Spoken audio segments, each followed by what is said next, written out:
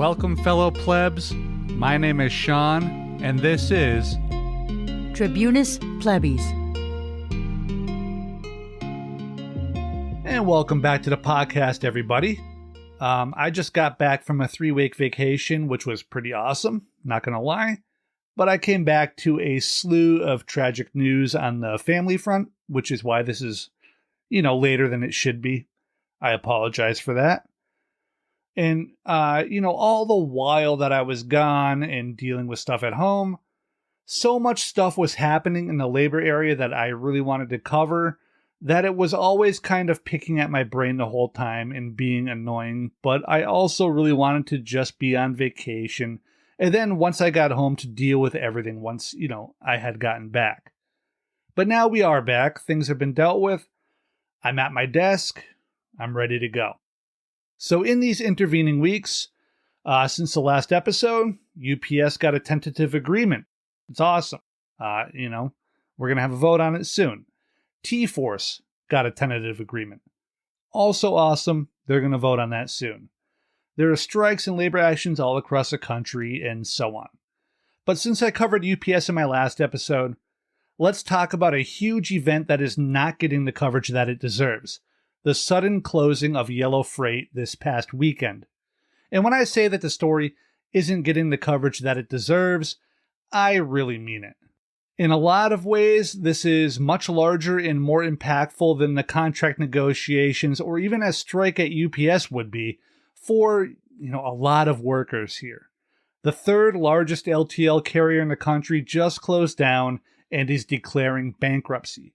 Something like 30,000 workers find themselves without jobs. 22,000 of those workers were Teamsters. A few of those Teamsters are people that I call personal friends. People I've interacted with for over 20 years in some instances. And for anybody who doesn't know from listening previously, I drive for LTL Freight. So I know a lot of these guys. I've been around them. I do not work for Yellow. I'm not a Teamster. So please forgive me if I get some of the dates and maybe some minor inaccuracies here. But if I get anything very wrong, please make sure to tell me. So I want to first say that I'm about to talk bad about Yellow. I'm not going to lie to you. And when I do, just in case I don't always make it clear every single time, I am talking about the corporate dorks, the C-suite losers, the CEOs, the COOs, the non-rep board members, and the investors who control these losers. And let's also toss in all of the political goons who help facilitate these horrific actions that lead to the demise of companies which were once great. None of these harsh words are meant for the rank and file, the office workers, dock workers, or drivers, or, frankly, anyone else working there. So if I dump on Yellow and you're one of those latter categories and you feel like maybe you just caught a little bit of a stray bullet, you didn't. That was meant for Zollers, Hawkins, Welch, and the rest of the monsters who made the unbelievably arrogant, short-sighted, and plainly disastrous and frankly just piggish decisions that got us all to this, current point. That said, these past few days, this past week really, as I, got back into work, they have been a very sad time for me as I've been very, very aware of the fact that I've not seen the people on the road and at customers who I've been seeing for over 20 years in some cases. My favorite Yellow person to talk with is named Jimmy, an old roadway driver from way before Yellow bought them. We had a mutual customer that would take forever to load trucks, and we'd sit in chairs on a dock, and we just chit-chat.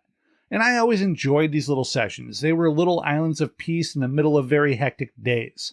And, I'll never get another one of those talks filled with jokes and trucker gallows humor, and that knowledge, it honestly sucks to have.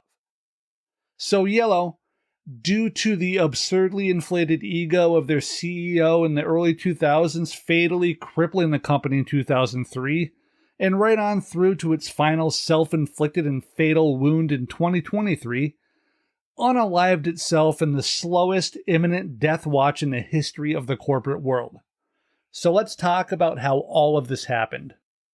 So I think that the first thing to address here is that this is the fault of a poorly run company finally dying its inevitable, if drawn out, death. This was a company which had been in trouble for decades, has been poorly managed for decades, and made some inexplicably horrible decisions over the past 2 decades. Some of you may have read some articles or listened to some network news stories about this, and maybe you heard that the company was closing because of its workers, because of the Teamsters union. These are flat out lies. The fault here lies with the corporate dorks who drove Yellow into the ground with bad business decisions. Decisions which prioritized artificially inflated stock numbers and C-suite bonuses. This was coupled with a failure to reinvest in a business which absolutely demands reinvestment. All of which led this company into an ever-accelerating death spiral of debt and debilitated assets. Now, I've been in the trucking industry for 28, is that right? 28 years. 25 of them working in the LTL sector, the less than truckload freight industry, the same sector that Yellow served. Basically, what this means is that we go out with our trucks with multiple deliveries to various customers, and that we then pick up freight from various customers to be delivered elsewhere. The cross-country truck drivers most people think of are typically truckload drivers. They have a full trailer going to one customer. LTL drivers, we typically stick around where we live and get to go home every night.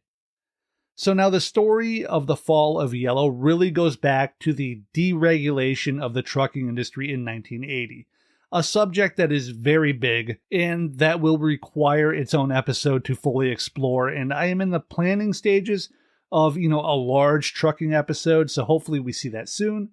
But basically, when the industry was regulated, a union trucking job was much sought after.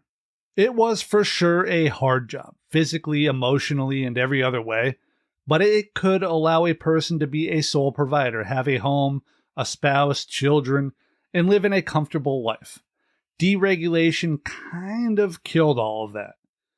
A ways back, I saw an article showing drivers in the 70s and early 80s earning the equivalent of something like $150,000 in today's money. This does not happen today. Those drivers did good even if they were worked to the literal bone sometimes. Today, the average pay is around $50,000, and a good job in the sector Yellow operated in is probably around $80,000 or so, though some few drivers can break into the 6 figures as well. Also, before regulation, there were roughly 450,000 good Teamster freight jobs in this country, nearly 500,000. In 2023, there are just about 60,000 of those jobs left, and after Yellow closes, there will be just 38,000 remaining if none of them get picked up at one of the remaining union freight outfits.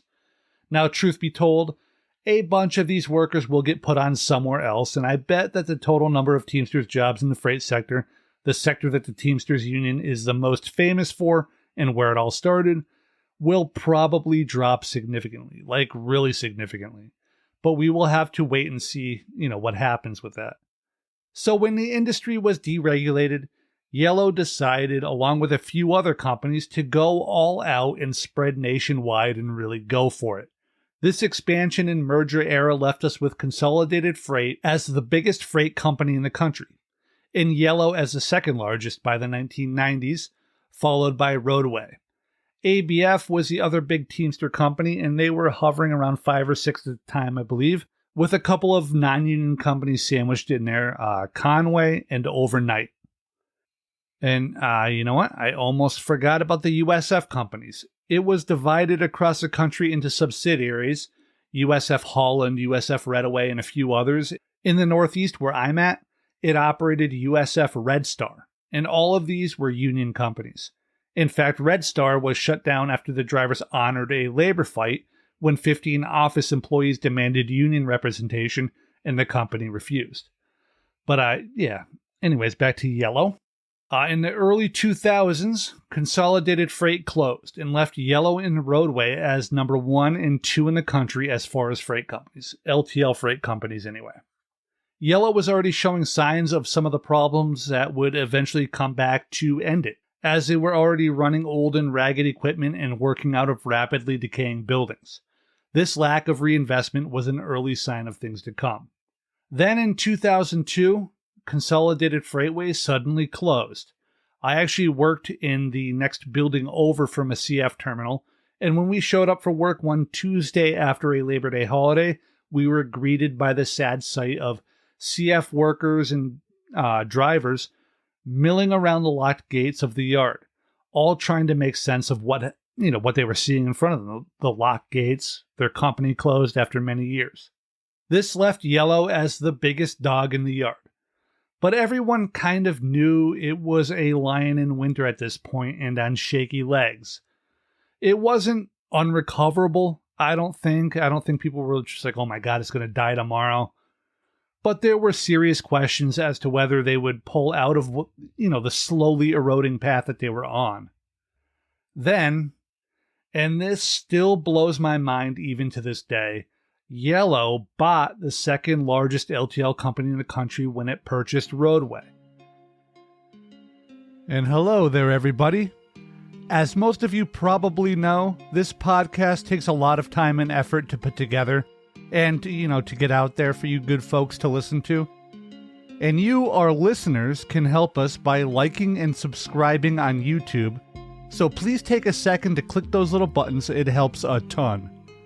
And if you are feeling just a little bit more generous and you enjoy what we do here at Tribunus Plebis Media, you can help us earn just a little bit of money for the large amount of labor that we put into this thing by signing up on our Buy Me a Coffee page, where you can make a one-time donation or sign up for a recurring monthly subscription. We do all of this for free, and we will never run ads in our works. But any contributions really do help keep the show going and improving. The page address is buymeacoffee.com/TribunusPlebis.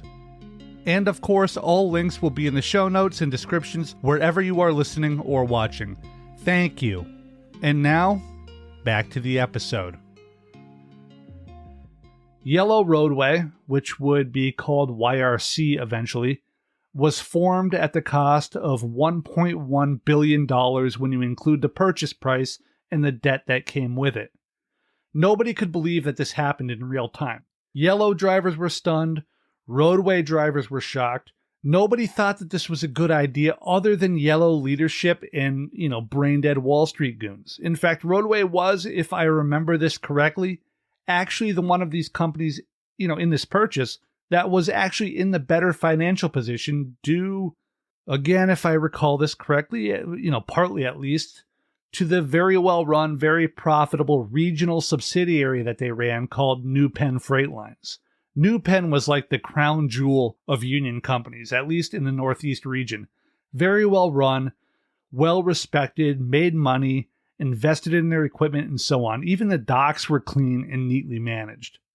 I remember clearly a dumbfounded Roadway driver asking me, shouldn't Roadway have bought Yellow? They don't even make a profit. And I don't know if Roadway buying Yellow would have worked out any better than, what actually happened, but it couldn't have been much worse. Now, so after a few years of Yellow Roadway losing money, Yellow decided to buy another large national carrier, which I mentioned before. They purchased the USF system for $1.5 billion. Again, the freight industry was kind of stunned. It made no sense to anybody not in the Yellow CEO office or Wall Street, two bastions of idiocy, if we are being frank here. And this isn't like going back on this stuff with 2020, hindsight and saying, yeah, of course that wasn't going to work. It was just obvious to everybody in the industry. And I guess I'm risking repeating myself here, but nobody saw sense in these purchases in real time. And I just spent some time looking at old stories about these purchases. The New York Times, LA Times, Wall Street Journal, various financial news sites had stories, trucking sites, and so on. And they all seemed mostly positive about them. They really thought that this was going to work somehow. And you know what? Maybe it could have. Maybe different and better decisions could have been made. I guess this is obvious now. Wait, better decisions could have been made. These decisions that were made were terrible. But, maybe they could have combined the workforces immediately and sold the extra real estate and, repaired their trucks and bought new ones and so on. Maybe it could have worked. Except Yellow was run by a man named William Zollars. Now, Zollars is a demonic corporate beast. He is 666, unholy, evil, and really just a corporate dork of the apocalypse. Nobody should, can, or should be allowed to say nice things about Zollars.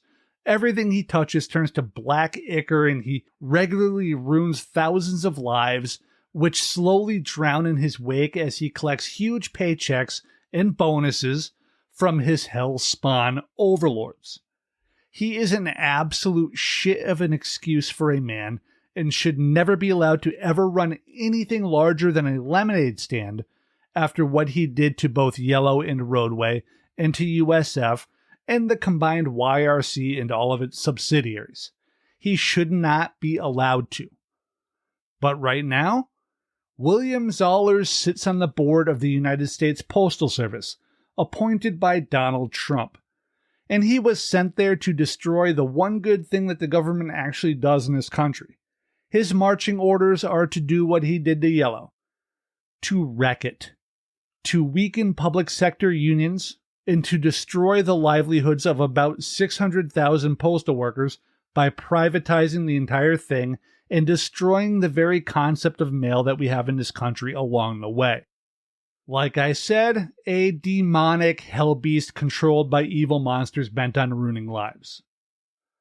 Okay, so for 2 years, Yellow and Roadway, they combine office employees. This makes sense, right? You don't need duplicate everything, right? Well, sure. Yep, that saves some money. It's more efficient, and so on. But all of the costs, the real costs of trucking, are not in the office. They're in the equipment, the drivers, the maintenance, and the facilities. And it takes over 2 years for these to even begin to be merged. They essentially ran as two separate companies. Well, you know what? Really more than two, because they had subsidiaries. You could see a Yellow truck next to a Roadway truck, next to a New Pen truck at the same customer, all delivering or picking up 2 pallets to the company. This limited efficiency in profitability and service. This could have all been done with one truck and one driver and taken, 15 minutes. But for Yellow at the time, it took 3 trucks, 3 drivers, and 45 minutes of paid time to do it. And, that was just in the Northeast. In other parts of the country, you could replace New Pen with Redaway or Holland, for instance.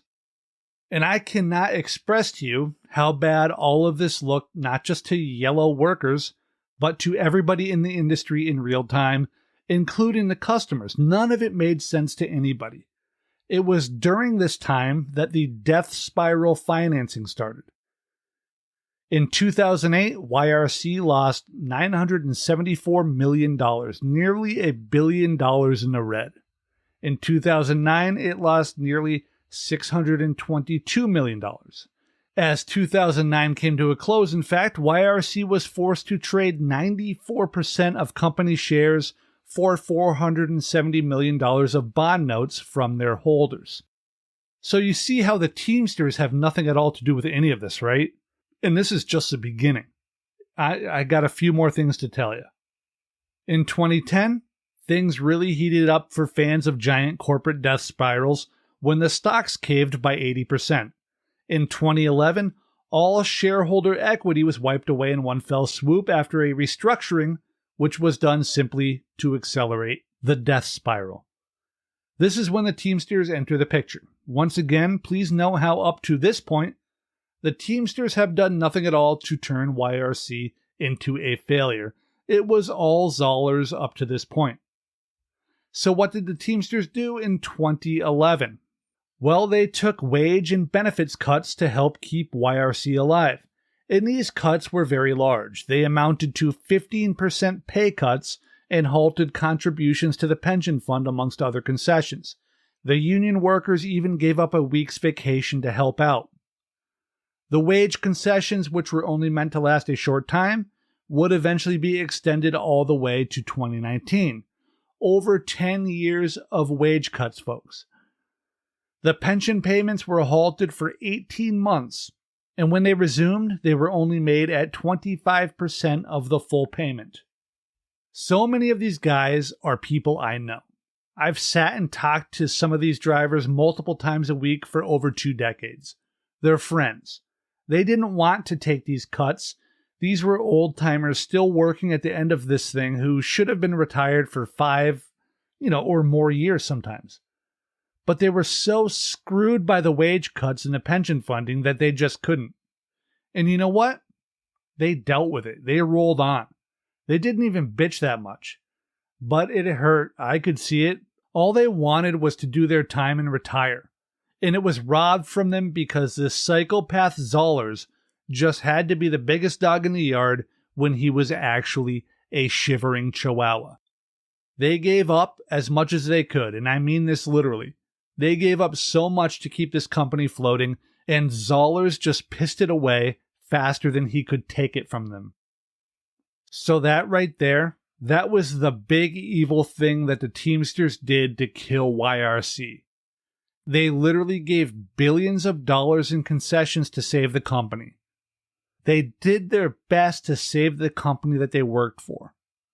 And William Zollers just took the money, took millions of dollars in pay, then spit in the faces of the workers at YRC as he drove it 6 feet deep. And the day after the final concession agreement was signed in 2011, this son of a bitch retired from YRC and walked away with tens of millions of dollars, billions of dollars really, which should have been in the pockets of the drivers, dock workers, mechanics, and office workers. Old Captain Zollers left the employees to drown in a sinking ship as he sailed away on the lifeboat yacht built for just one super rich asshole to escape in. In the intervening years, Yellow, it eventually got rebranded from YRC back to Yellow, it continued to spiral. It rapidly lost market share to FedEx, XPO, and Old Dominion Freight Lines. It fell from a once dominant number 1, with a market share of more than 3 times that of number 2 and number 3, to a distant third, well behind the sector leader FedEx Freight. And it was during this period of time after the merger, after the beginnings of the debt spiral that Zollers began and nurtured, that the lack of reinvestment truly began to show. Years, a decade even, of neglecting its trucks, putting off small repairs, extending use by running trucks years longer than they should have. It was a boon to begin with, but soon those small repairs became major issues, and much more costly to fix. A lot of us understand this with cars, right? We put off replacing brake pads to avoid paying $200, and a few months down the road we have a $1,200 repair bill. Or you ignore an engine light for 6 months. Yeah, I've done this. That you could have taken care of for $300 and end up with a $3,000 bill when something blows up. And like I said, I am definitely one of those dummies who does this. But now just think about how much this adds in total costs with thousands of heavy-duty trucks and trailers that you're taking care of. And they didn't repair or upgrade terminals and other equipment either. And this all led to much higher operational costs and the lack of technological and terminal upgrades, not to mention tractors and trailers being down for much-needed repairs, led to slower service and service failures, all of which spiraled into customers no longer trusting Yellow, which in turn forced the company to move from profitable contracted freight to cheaper, less reliable spot freight with razor-thin margins. Contract freight, for those who don't know, is basically what it plainly says. A customer agrees to give you X amount of freight at some cost, usually some discount off the standard pricing. So Company X says, hey, I'll ship 50 pallets a week with you, but you give me a 15% discount. Pretty simple, right? Now, spot freight is when the customer puts the information of their shipment into a website and it spits out the cheapest possible company that will ship it.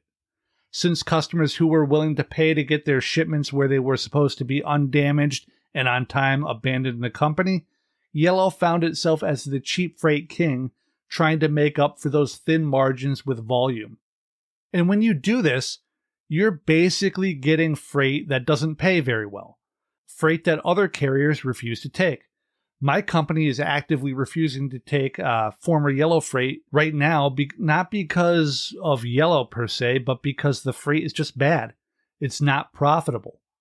In fact, Yellow was charging over $100 less per shipment than its next lowest competitor. It had priced itself so low that there is, I guess, genuine concern in the logistics sector as to what a lot of these companies are going to do when they realize that they'll now have to pay substantially more to make their shipments now that Yellow is gone.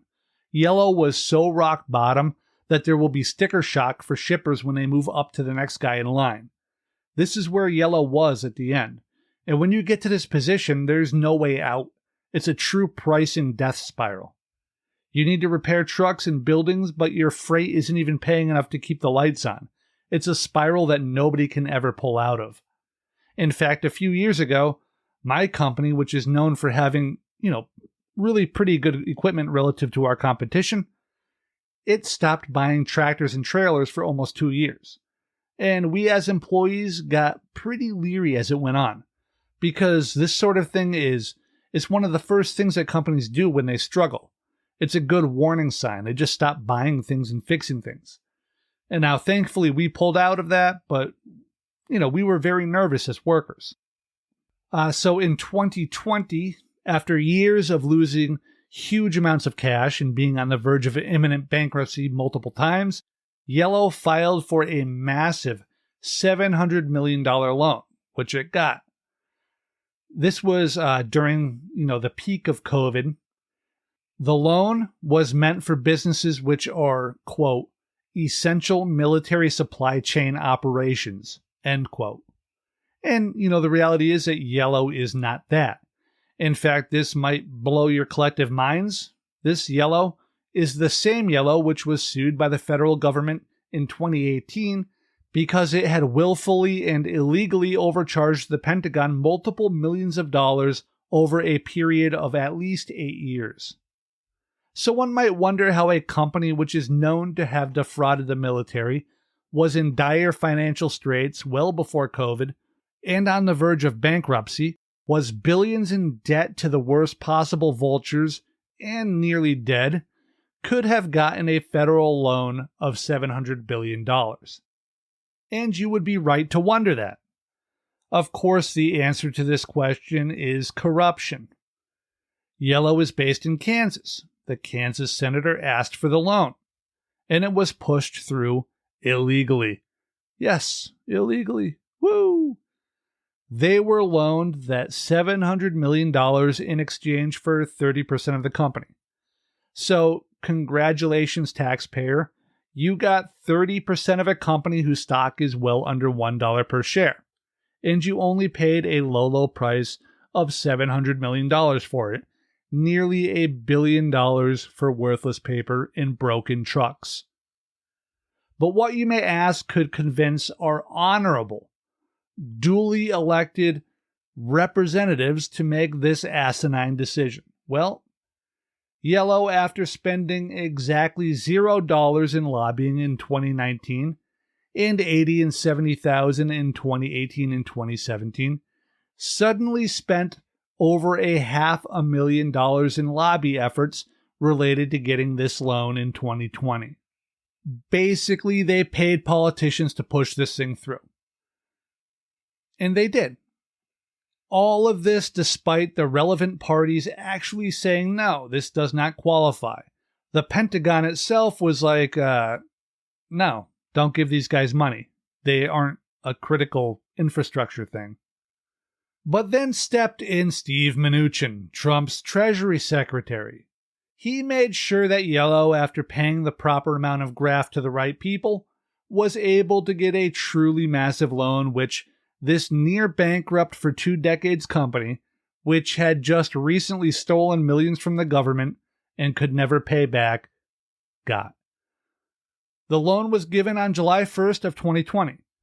And in October of 2020, 3 months later, a congressional oversight committee concluded that no justifications had been provided for why YRC Worldwide was entitled to receive $700 million.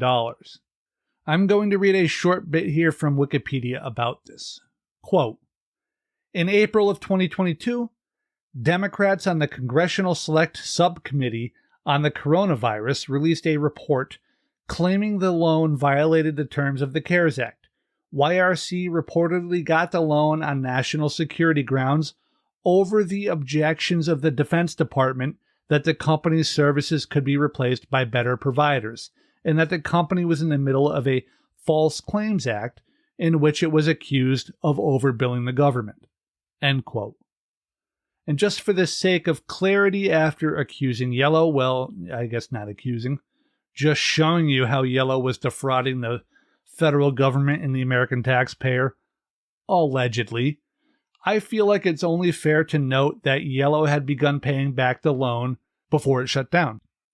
Yes, Yellow had paid a total of $230 on the principal up to the point of the bankruptcy. So yeah, not even $300.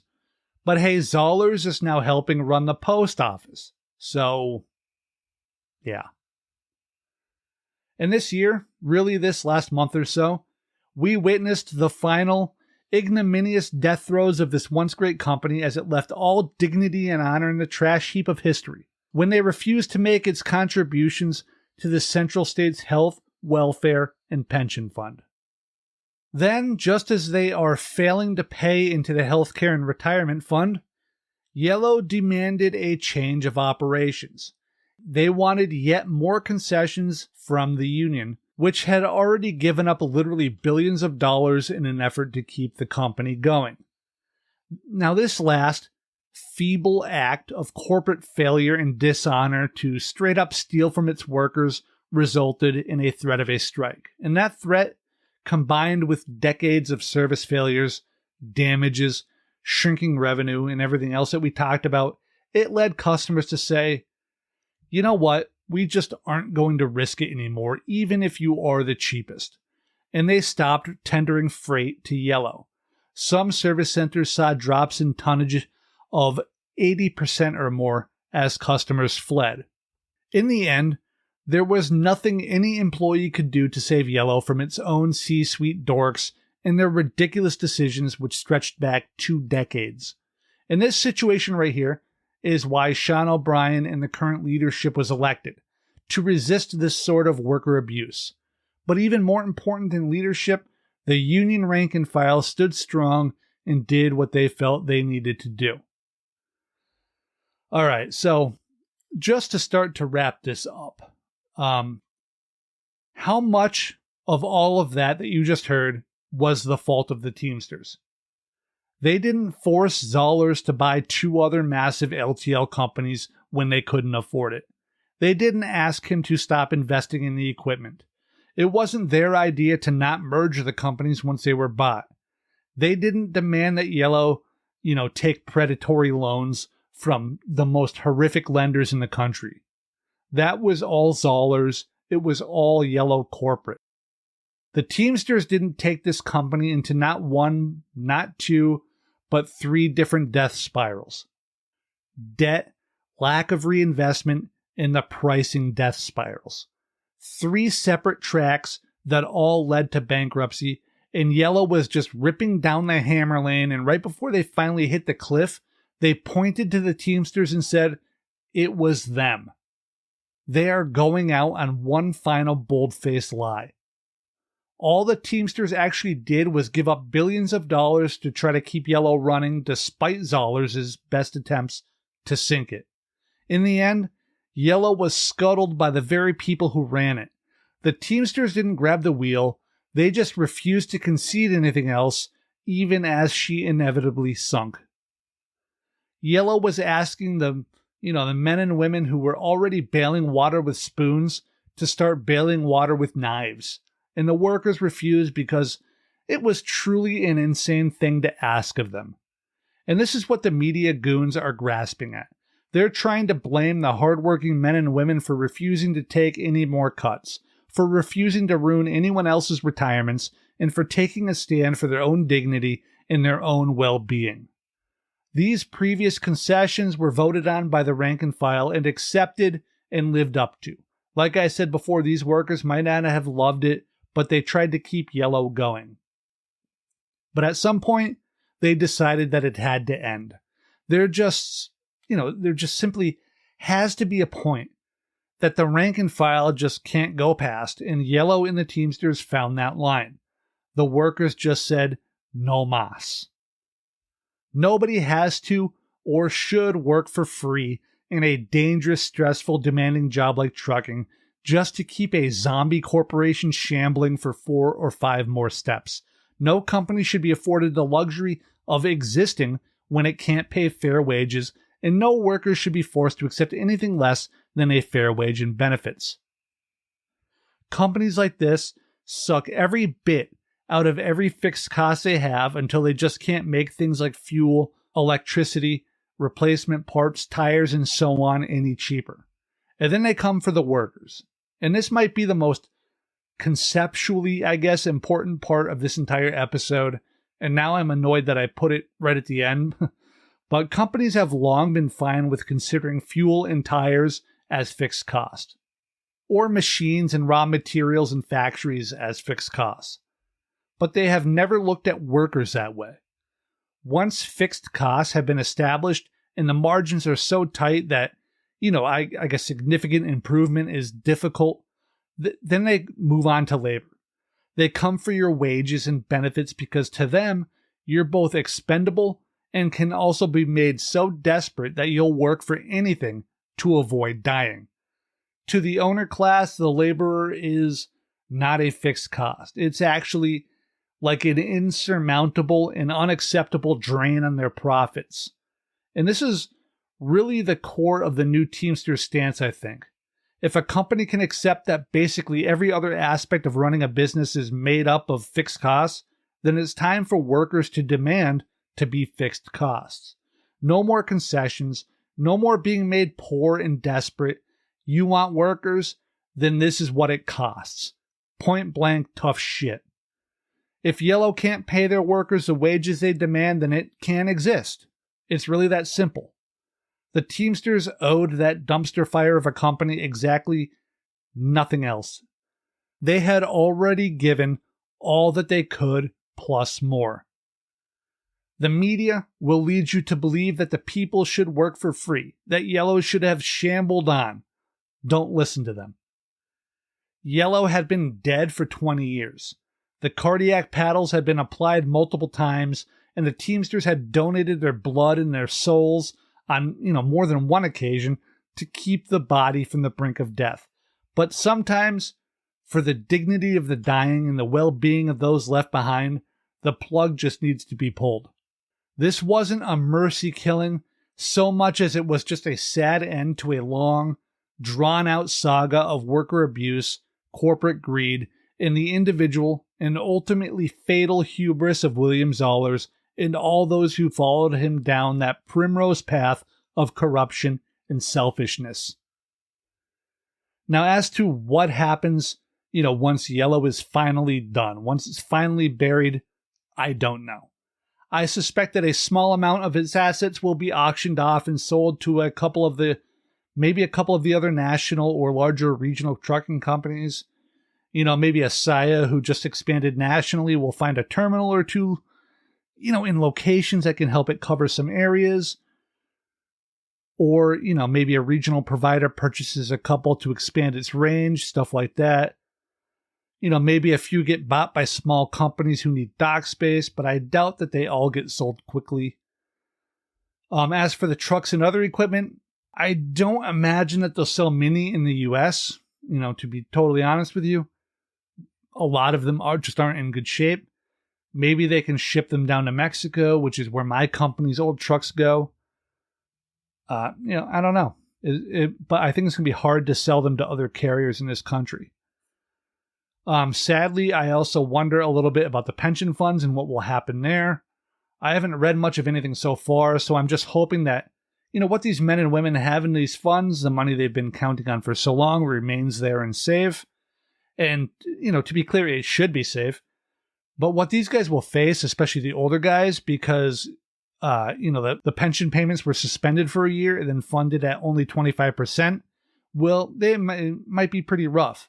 The payout will be much lower than they would have counted on for their entire career. And as of recording this episode, every single employee will have lost their insurance, another brutal after effect of decades of mismanagement. Now, as to the biggest and most important question, where will the people go? Well, ABF and T-Force are the two big Teamster LTL companies left, so hopefully they can take in as many of these drivers and workers as possible. And if these Teamsters find that they have to take jobs at non-union carriers, there's always a spot next to me in my break room, and I'd be glad to work alongside you. All in all, this is just a sad end to a once proud company which is being broken apart and sold in pieces like a chopped Mercedes. So to all of my real-life Teamsters friends who worked at Yellow and its other companies, I am so sorry to see this happen to all of you. You all deserved so much better. And I hope that you folks find a spot at ABF or T-Force or wherever else you want to be. To all the 22,000 other Yellow Teamsters out there who I've never met, I have the same message for you. God bless. I hope you find what you need. And these thoughts extend, of course, to all the thousands of non-union workers at Yellow and its subsidiaries as well. None of you deserve this, and I hope that you all find good places to land. For whatever it's worth, and I know it's not much, everyone here at Tribunus Plebis Media stands in solidarity with all of you. And that, my friends, is the end of the episode. Thank you, and I love you all.